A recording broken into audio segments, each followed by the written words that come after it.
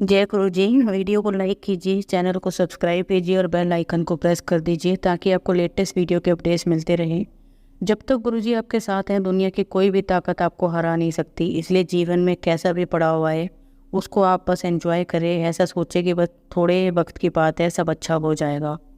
जय गुरु जी। आज जो मैं आप सबके साथ पहला सत्संग शेयर करने जा रही हूँ, एलेंस प्रा अंकल जी का है और अंकल जी दिल्ली से हैं। चलिए आज का सत्संग अंकल जी की जुबानी ही सुनते हैं और जानते हैं कैसे गुरुजी की अनंत कृपा अंकल जी के जीवन में हुई है। ये सारी चीज़ आज मैं आपके साथ इस सत्संग में साझा करूंगी। और हमारी छोटी सी कोशिश ये रहती है कि जो ये ब्लेस सत्संग हैं वो हर घर तक पहुंच सके और सब सत्संग सुने और ब्लेस हो सके। इसलिए सब संगत सत्संग के अंत तक बने रहना और सत्संग को बहुत ध्यान से सुनना। हो सकता है इस सत्संग से आपके कई सवालों के जवाब आज आपको मिल जाएंगे। चलिए आज का सत्संग शुरू करें। जय गुरु जी। कई वर्षों से मेरी पत्नी वात रोग और जोड़ों के दर्द से पीड़ित थी। 6 वर्षों तक उसने एम्स और उसके पश्चात होम्योपैथी का उपचार करवाया था, पर कोई लाभ नहीं हुआ था। जोड़ों के दर्द के कारण मैं चल भी नहीं पाती थी। बैठने और उठने में भी सहायता की आवश्यकता होती थी। मई 98 में हमारी बेटी ने गुरुजी के बारे में बताया। ताम्र लोटे के साथ उनके आशीष के लिए आने को कहा। अगले दिन हमें पहली बार गुरुजी के दर्शन हुए और हमने अपना आदर प्रकट किया। गुरुजी ने ताम्र लोटे को अभिमंत्रित किया। मेरी पत्नी को रात को उसमें जल भरकर रखने के पश्चात सुबह उसमें से आधा जल पीना था और शेष से स्नान करना था। कुछ समय में ही उसकी स्थिति में सुधार आया। समय के साथ उसके जोड़ों की वेदना भी कम हुई। गुरु कृपा से वह अब उठ चल और बैठ पाती थी। अप्रैल 2005 में गुरुजी ने पुनः उसकी रक्षा करी। सीताराम भारतीय चिकित्सालय में नियमानुसार होने वाले परीक्षण में उसका रक्तचाप अति उच्च पाया गया, 230, 1201, 120। कुछ समय तक उसको देख रेख में रखा गया और लगातार औषधि सेवन करते रहने को कहा गया। 2 सप्ताह के उपरांत उसे शयन शोध का दौरा पड़ा। क्योंकि उसे सांस लेने में कठिनाई थी, उसे नेबुलाइजर का प्रयोग करने को कहा गया। एक दोपहर को उसकी अवस्था अचानक बहुत कष्टक हो गई और उसे सांस लेने में कठिनाई हो रही थी। जब तक नेबुलाइजर लगाते हुए चेतना शून्य हो गई। थोड़ी देर में उसे होश आया, परंतु वह व्याकुल थी और उसने कहा कि उसे कुछ ठीक नहीं लग रहा है। थोड़ी देर में शांति का आभास होने पर वह सो गई। देर रात्रि में बेटी का फोन आया कि गुरुजी ने कहा है कि माँ की अवस्था शोचनीय है और सुबह उन्हें अश्लोक चिकित्सालय में प्रविष्ट कराएं। अतः वैसा ही किया गया। गुरु कृपा से सब सुचारू रूप से चला और 2 सप्ताह में स्वास्थ्य लाभ कर वह घर आ गई। पूर्ण स्वास्थ्य लाभ होने पर हम गुरुजी के दर्शन के लिए गए। श्रीमती मेहता नामक एक भक्त ने मेरी पत्नी से उसके स्वास्थ्य के बारे में पूछा। हम गुरुजी के पास ही बैठे हुए थे और गुरुजी ने श्रीमती मेहता से कहा कि वैसे स्वर्ग से वापस लाए हैं। हमें तुरंत आभास हुआ कि वह ईश्वर के अवतार हैं। गुरुजी ने पूरे परिवार को अपना आशीर्वाद दिया है। हमारे पुत्र और पुत्री दोनों उनके अनुयायी हैं और जीवन में बहुत अच्छा कर रहे हैं। हमारा पूरा परिवार गुरुजी की दया के लिए उनका अत्यंत आभारी है। जय गुरु जी। अब हम दिल्ली से पृथ्वीराज सिंह अंकल जी का सत्संग सुनेंगे। जैसा संगत के कई सदस्यों के साथ हुआ होगा, जब मैं गुरुजी के पास आया मुझे अनेक कष्ट थे और सहायता की कोई किरण शेष नहीं थी। मैं अत्यंत शोक सब था, जिसका औषधियों और अन्य सहायता से उपचार नहीं हो पा रहा था। अवस्था दिन प्रतिदिन बिगड़ती जा रही थी। पर अवलोकन करता हूँ तो प्रतीत होता है कि मुझे बुलाया गया था, अन्यथा रातों रात उपचार कैसे संभव है। मेरी अवस्था अति गंभीर थी और मैं सदा अपने आप को असहाय प्रतीत करता रहता था। कई बार मैं रोया करता था और आत्महत्या करने के विचार मेरे मन में आते थे। सांस जुटाकर मैं अपने कार्यालय अवश्य चले जाया करता था और सामान्य दिखने का प्रयास किया करता था। वहाँ से निकलकर मैं मंदिर में जाकर शांति के लिए प्रार्थना करता था। वह चलता रहा, पर मेरी अवस्था बिगड़ती ही चली गई। एक दिन मुझे याद आया कि परिवार के घनिष्ठ मित्र ने मेरी माँ से गुरुजी का वर्णन किया था। मैंने तुरंत अपनी माँ को फ़ोन कर उनसे गुरुजी के दिशा निर्देश मांगे।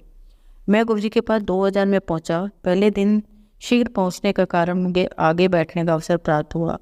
कई सप्ताह के पश्चात मंदिर में पहुँचकर मुझे शांति का आभास हुआ। मुझे वहाँ पर बैठकर लोगों के सादे रोगों के चमत्कारिक उपचार सुनना याद है।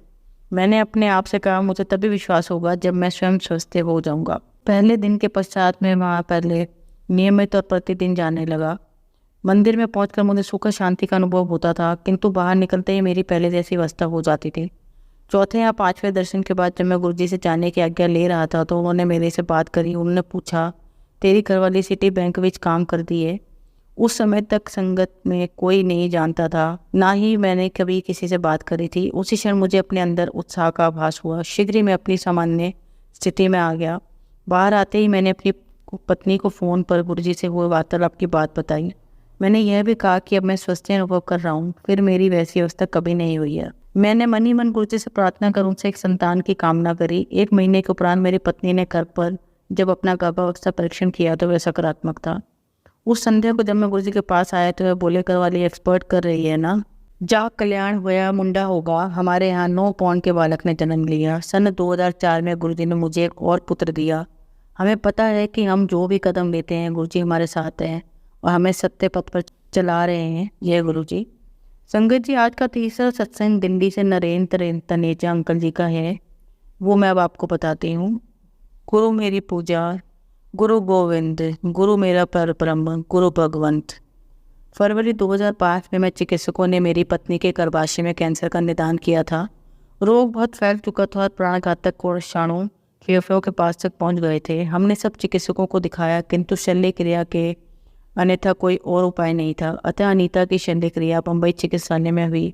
उसके पश्चात प्रति 3 सप्ताह के अंतराल में 6 बार कीमोथेरेपी होनी थी। उसी समय ईश्वर दूत की भांति मेरी बहन और उसके पति जो गुरुजी के अनुयायी थे हमारे घर आए। उन्होंने हमें गुरुजी के बारे में बताया और उनका आशीर्वाद लेने की सलाह दी। अगले बृहस्पतिवार को हम गुरुजी के दर्शन के लिए गए। हमने हॉल में प्रवेश किया ही था कि गुरुजी ने मेरी पत्नी से बात करी। उन्होंने उसे उसके नाम और घर में प्यार वाले नाम से संबोधित किया, अनीता, लखनऊ वाली बम्बली आंटी।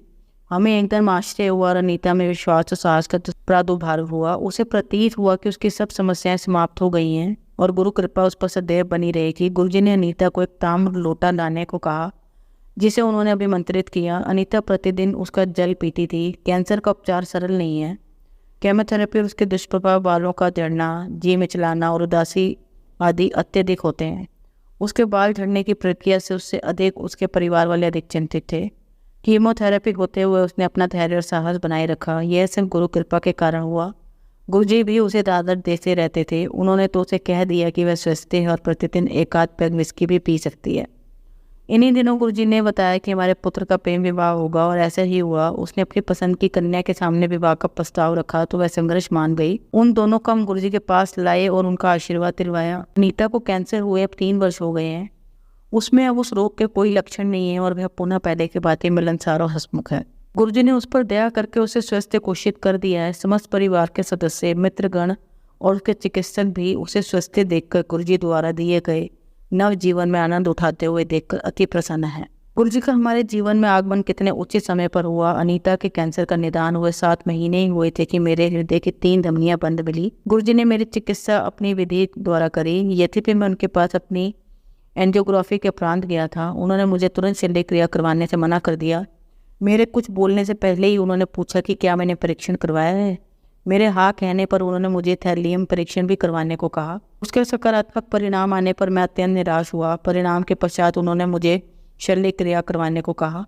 मेरे विचार से वह उचित समय की प्रतीक्षा में थे। मेरे मधुमेह के कारण उस समय विपदा की संभावना अधिक रही होगी। उस अंतराल में अनीता लगातार गुरुजी के दर्शन के लिए जाती रही। उन्होंने मुझे भी आशीष दिया और मेरे वापस आने पर बोले कि उन्होंने हम दोनों को नवजीवन दान दिया था। यह कदाचित सत्य भी है। अनीता बिल्कुल स्वस्थ है। मेरे पुत्र का विवाह उसकी इच्छा से हुआ है और दोनों प्रसन्न हैं। मैं भी पहले जैसा जीवन व्यतीत कर रहा हूँ। जय गुरुजी और उनकी दिव्य कृपा के, अन्यथा यह संभव नहीं था। गुरुजी अनीता को कहते थे कि वह स्वस्थ है और जीवन का आनंद उठा सकती है। उनके आशीर्वाद से अब हम दोनों में अधिक आत्मविश्वास, सुख, शांति और उल्लास है। हमें सदा उनकी उपस्थिति का आभास रहता है। हमारे लिए वह परमेश्वर है। निष्कपट आस्था के साथ उनके पास पहुंचे प्रत्येक मनुष्य को उनकी दिव्य कृपा की प्राप्ति होती है। जय गुरुजी। संगत जी, अब आप गुड़गांव से नीतीश जोशी अंकल जी का सत्संग सुनेंगे और ये आज का आखिरी सत्संग है। छोटा है पर बहुत असरदार है, इसलिए सब अंत तक बने रहें। यदि आप उनकी भौतिक काया के आर पार उनको देख सकते हैं तो आपको उनका पूर्ण संरक्षण प्राप्त होगा। गुरुजी के साथ रहते हुए हैं तो आपको उनका पूर्ण संरक्षण प्राप्त होना है।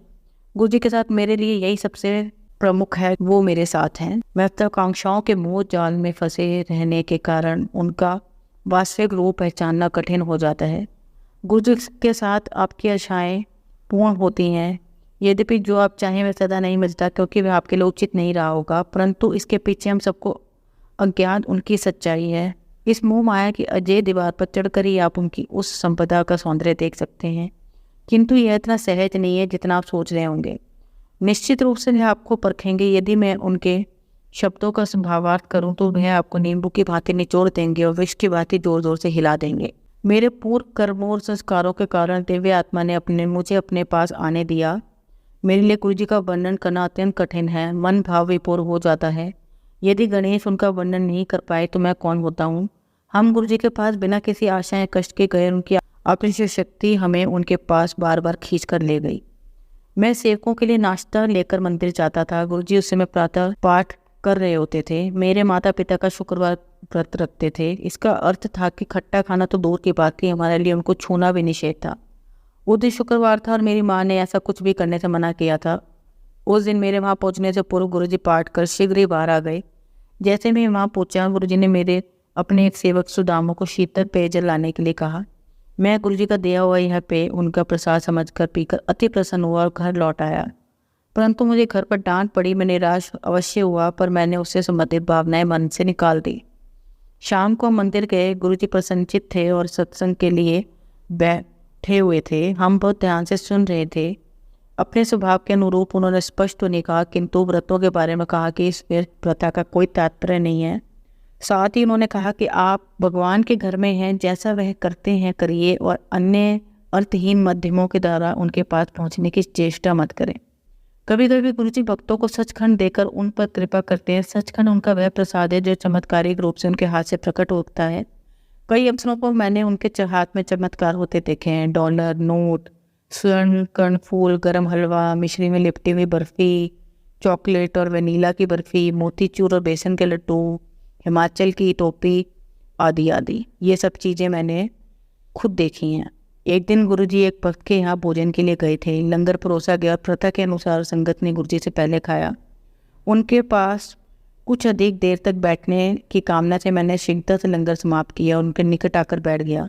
वह सीधे बैठे हुए थे। उनकी कलाई उनके घुटने पर टिकी हुई थी। मुझे प्रतीत हुआ कि गुरुजी प्रसाद देंगे। दिव्य आकांक्षा के अनुकूल ही सब संभव है। मुझे समझ इसी बात का आभास दिलाना चाह रहे थे। मेरा ध्यान उन्हीं पर केंद्रित था। लंगर के पश्चात मैंने संगत एकत्रित हुई। वार्तालाप आरंभ हो गया। मैं गुरुजी की मुट्ठी देख रहा था। जैसे ही उन्होंने उसे खोला, उसमें से एक लड्डू प्रकट हुआ, जैसे कोई रबड़ का गोला हो जो उनके हाथ खुलने के साथ साथ बड़ा होता गया। पहले तो कुछ भी सामान्य नहीं लगा, पर सब कुछ समझ में आया। जैसे जैसे मुट्ठी खुल रही थी, उसका आकार भी बढ़ रहा था। मेरे पिता सेना में सेवारत थे और जलंधर से उनका स्थानांतरण हो गया था। हम सामान बंद कर रहे थे। लकड़ी के बक्से, लोहे के बक्से, बोरियां आदि, उन पर नंबर लगाने का कार्य शेष था और वह सब चारों ओर बिखरे हुए थे। शाम को गुरुजी घर आए थे। उनके प्रवेश करते ही बिजली जाने से अंधेरा हो गया। वह बोले, इमरजेंसी लाइट 13 नंबर बक्से विच है। गुरुजी संभवतः ऐसे बोलते हैं कि लगता नहीं कि उसमें कुछ विशेष है। जब तक आप उस पर विचार नहीं करें, सामान पर नंबर भी नहीं लगे थे। वो एक सप्ताह में जब पूरा सामान बंद गया और सहायक उन पर नंबर लगा रहा था, तो मुझे गुरुजी वाली घटना याद आई।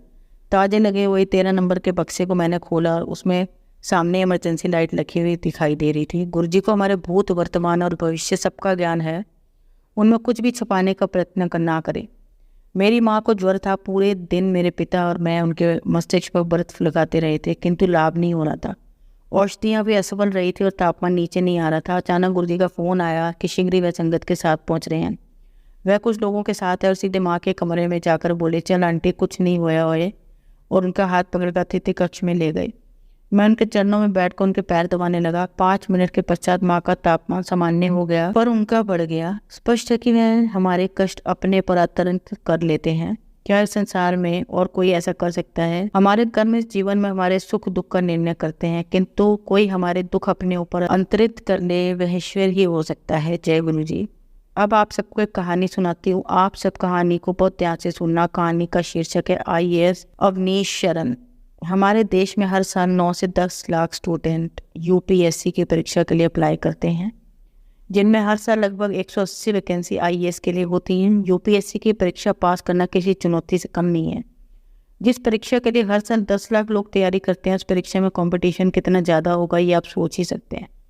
कई बच्चे ऐसा सोचते हैं कि UPSC की तैयारी के लिए हमारे 10th 12th ग्रेजुएशन में अच्छे मार्क्स कॉमर्स में होने चाहिए, तभी जाकर हम IAS की परीक्षा क्लियर कर पाएंगे। कुछ स्टूडेंट इस चीज़ को बहुत सीरियसली ले लेते हैं और जब किसी एग्जाम में उनकी परसेंटेज कम आती है तो वो डिप्रेस हो जाते हैं। कुछ तो सुसाइड तक भी कर लेते हैं। UPSC की परीक्षा पास करने के बहुत पढ़ाई करनी पड़ती है, ये हर कोई जानता है और इसी तरह से तो अपनी तैयारी करता है। ज़्यादा पढ़ाई का मतलब कभी भी अच्छे मार्क्स या हाई परसेंटेज से नहीं होता। आईएएस बनने के लिए आपको ज़्यादा पढ़ाई की नहीं बल्कि बेहतर नॉलेज की ज़रूरत पड़ती है। हाई मार्क्स और हाई परसेंटेज आपकी अच्छी पढ़ाई को भले ही दर्शाते हो, लेकिन वो ये नहीं दर्शाते कि आप सच में कितने नॉलेजेबल हैं। आज हम आपको एक ऐसे आईएएस अफसर की कहानी के बारे में बताएंगे जिसके परसेंटेज देखकर आप ये सोचने लग जाएंगे कि ऐसे विद्यार्थी भी यूपीएससी की परीक्षा पास कर सकते हैं। अवनीश शरण का जन्म 20 जनवरी 1981 को बिहार के समस्तीपुर में हुआ था। अवनीश ने यूपीएससी की परीक्षा 2009 के बैच में पास करी थी। उन्होंने अपनी 10वीं और 12वीं की परीक्षा बिहार के सरकारी स्कूल से पूरी करी। अपनी ग्रेजुएशन भी उन्होंने बिहार के एक सरकारी कॉलेज से करी। अवनीश ने 10वीं की परीक्षा 96 में पास करी। एक बार उन्होंने सोशल मीडिया में अपनी 10th क्लास की मार्कशीट शेयर करी थी जिसमें उन्हें 700 में 314 मार्क्स मिले थे। 10वीं में उनकी परसेंटेज मात्र 44.5% थी और वो 3rd डिवीज़न में पास हुए थे। उनकी मार्कशीट के अनुसार उन्हें मैथ्स में 100 में से 31, फिजिक्स में 50 में से 21 और केमिस्ट्री में 50 में से 18 नंबर ही मिले थे। 98 में उन्होंने अपनी 12वीं की परीक्षा पास करी जिसमें उन्हें 65% नंबर मिले और साथ ही उन्होंने 60% अंकों के साथ अपनी ग्रेजुएशन पूरी करी। अवनीश का बचपन से ही सपना एक सरकारी अफसर बनने का था। उनको इसी सपने ने उन्हें यूपीएससी की तैयारी करने के लिए प्रेरित किया। अवनीश पढ़ाई में कोई खास नहीं थे। उनकी 10वीं 12वीं ग्रेजुएशन का नंबर देखकर आप समझ ही गए होंगे, लेकिन उन्होंने इस चीज़ को कभी भी ज़्यादा सीरियसली नहीं लिया क्योंकि वे जानते थे कि परसेंटेज और मार्क्स से कोई फ़र्क नहीं पड़ता। मायने रखती है आपकी मेहनत और नॉलेज। उन्होंने पूरे मन से यूपीएससी की तैयारी करी। अपनी कड़ी मेहनत और लगन के दम पर साल 2009 में उन्होंने यूपीएससी की परीक्षा क्लियर कर ली जिसमें उन्हें 77वीं रैंक हासिल हुई। 2009 के बैच में आईएएस ऑफिसर के लिए उनका चयन हो गया। यूपीएससी क्लियर करने से पहले अवनीश सीडीएस और सीपीएफ की परीक्षाओं में भी फेल हो चुके थे। स्टेट पीसीएस की परीक्षा में वो 10 बार फेल हुए होंगे। अपने फेलियर को कभी उन्होंने अपने सपनों के आगे नहीं आने दिया और अपनी मेहनत के दम पर खुद को एक सक्सेसफुल आईएएस ऑफिसर बनाया। अब सीख जो हमें इस कहानी से मिलती है वो ये है, आईएएस अवनीश शरण की कहानी। एक बात तो आप सीख ही गए होंगे कि हमारे मार्क्स और हमारी परसेंटेज कभी हमारी सफलता की कहानी नहीं लिखती। हाई परसेंटेज के पीछे भागने से अच्छा होगा कि आप हाई नॉलेज के पीछे भागें। आपके 10th और 12th की हाई परसेंटेज सिर्फ आपके मार्कशीट को बेहतर बनाती है, लेकिन आपकी नॉलेज आपके भविष्य को बेहतर बनाती है। परसेंटेज के चक्कर में अपनी ज़िंदगी को बर्बाद ना करें। दूसरी बात जो आईएएस अवनीश शरण की सक्सेस स्टोरी से सीखने को मिलती है वो ये है कि हमें कभी भी फेलियर से डरना नहीं चाहिए। अगर हमें अपने सपने पूरे करने हैं तो हमें फेलियर्स के लिए हमेशा तैयार ही रहना पड़ेगा। हम पहली कोशिश में ही हर काम में सफल नहीं हो जाते। कई चीज़ें ऐसी होती हैं जिनमें टाइम लगता है और वो हमारी कई कोशिशों के बाद पूरी होती हैं। जब तक आपके पास मौके हो तब तक आप उस चीज़ को करते हैं जिसमें आप भले ही लगातार फेलियर हो रहे हों, क्योंकि जब तक आपके पास मौका होता है तब तक जीत की उम्मीद भी होती है। अगर आप भी यूपीएससी की तैयारी कर रहे हैं या फिर करने की सोच रहे हो तो बात हमेशा याद रखना कि नॉलेज का होना ज़्यादा ज़रूरी है, ना कि परसेंटेज। इसलिए मेहनत करते रहिए, अलग अलग बुक से नॉलेज कीजिए। ये मत सोचिए कि आपके 10th में कितने नंबर आए थे या आप कितनी बार फेल हुए थे। बस ये सोच के मेहनत करिए कि मुझे एक मौका मिला है खुद की काबिलियत दिखाने का और उस एक मौके को ही मैंने अपने हक में करना है। दुनिया की बातों को बोलकर अपनी पढ़ाई में लगे रहिए, सफलता आपको ज़रूर मिलेगी। जय गुरु जी। संगत जी, अगर आपको आज का सत्संग अच्छा लगा हो तो आप इस सत्संग को और संगत के साथ जरूर साझा करें जिससे वो भी महाराज का दिव्य आशीर्वाद प्राप्त कर पाएँ। जय गुरु जी। शुभराना गुरु जी।